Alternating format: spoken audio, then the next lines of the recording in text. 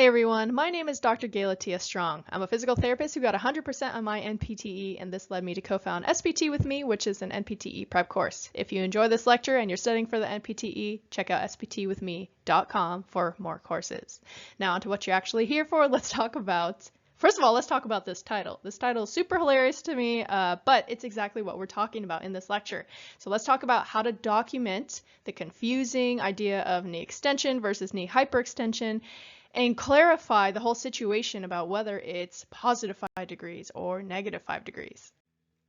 First things first, you have to know where you're actually measuring. So ideally, you have your person on their back, they're in a supine position, you have your Goni on these landmarks, fulcrum, hinge of the joint, which in this case is the lateral femoral condyle, stationary arm is at the greater choke, so you palpate at the hip, and then lastly, you have your moving arm, which is in line with the fibula, but you can use the external cue of the lateral malleolus.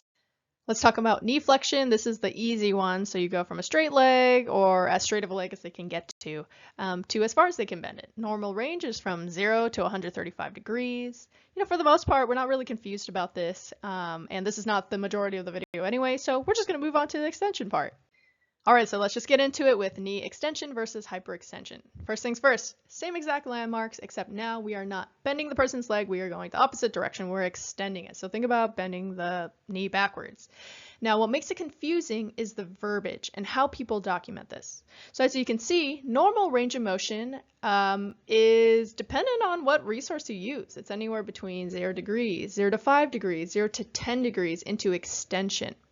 Again, different research, different parties, they have different opinions on this. There's no one correct answer, as we all know, PT, it depends, but let's just talk about the concept.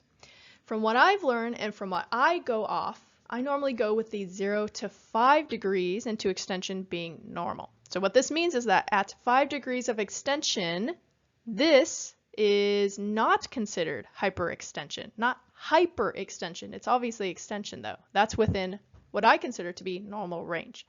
So let's say that you are measuring this person's leg and they start off at 0 degrees. This idea is simple. 0 is normal. There's no excessive extension, correct? Now, let's say that I put this person into even more extension. And there are a couple ways I could do this. I could do this by pushing down the proximal tibia and lifting up the distal tibia, or I could do what this person did in this image, which is put a foam roll under the ankle. Well, let's say that this person's range reaches 3 degrees into extension. So we're bending the knee backwards by 3 degrees in a sense. So in my book, again, this is considered normal. This is within a normal extension range of motion. 3 degrees is within that 0 to 5 degree range that I go off. So I would say that this person has a positive 3 degrees of extension. It is not hyperextension because it's normal. Hyper would suggest that it's abnormal. Now, if I had a different person and I was able to bend their knee backwards, further into extension, further than 3 degrees, and let's say something crazy like 20 degrees, well, if I think 5 degrees is the max for normal extension, then 20 degrees is definitely hyperextension. Okay, so 20 degrees of hyperextension. Now, is this a positive or negative 20 degrees? Well, the knee is still being pushed in the same direction of extension.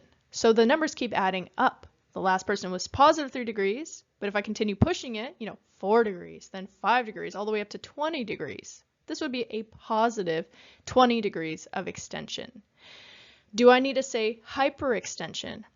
I would say not necessarily, and if anything, maybe saying hyperextension could get even more confusing because this is 20 degrees of hyperextension. Is it 20 degrees of hyperextension from 0, or is it 20 degrees of hyperextension from 5 degrees? So then it would be 25 degrees of extension. So for me, I would just leave it at the term extension. Now, maybe think about the term of hyperextension is more of an assessment that you're making as a physical therapist, suggesting that this person has joint hypermobility.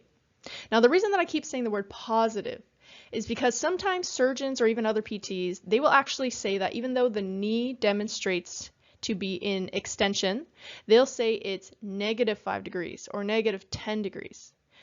In my book, that negative would suggest that it's in the opposite direction. So if a person had -5 degrees of extension, to me, that would mean that it's lacking 5 degrees of extension. So in this case, that person actually might have some sort of contracture where their knee is in a more flexed position. It's stuck in this more flexed position. Same thing, if it's -20 degrees in extension, I would interpret it as that person's knee is stuck in 20 degrees of flexion when you're trying to extend them. Now, there is nothing that I can do to change the way that another surgeon or another PT might document their findings of knee extension. However, there is a way that we can all document to make this concept the least amount confusing, and that's what we are going to talk about as well. So the way that we can document this is exactly what you see on the screen. There are a total of 3 numbers with hyphens between them. I'm giving 2 examples. So the first number that I want you to note on these 2 examples is the numbers 130 degrees and 120 degrees. This number is with respect to flexion. These are 2 different individuals. So one person has a knee flexion of 130 degrees, while the other person has a knee flexion of 120 degrees. So the flexion number will always be on the right side, no matter what. Now, I want you to note that both of these examples has the number 0.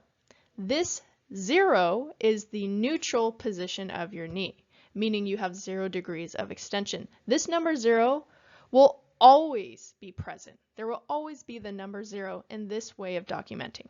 Now, depending on where you put the 0, as you can see on the left side, the 0 is between the 2 numbers, while on the right side, the 0 is to the very left of the 2 numbers. This placement is going to tell you whether or not this person has extension or if they're lacking extension. So let's go through these 2 examples. So let's start with the image on the left. As you can see, this person has knee extension and it goes past 0. So just like the previous slide, this person has a positive extension.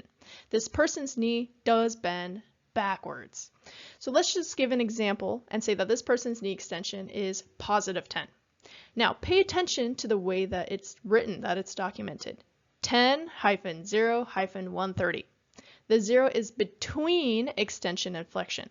So that means 130 degrees is 130 degrees from 0 in the flexion direction, while the 10 degrees is at 10 degrees into extension from the 0.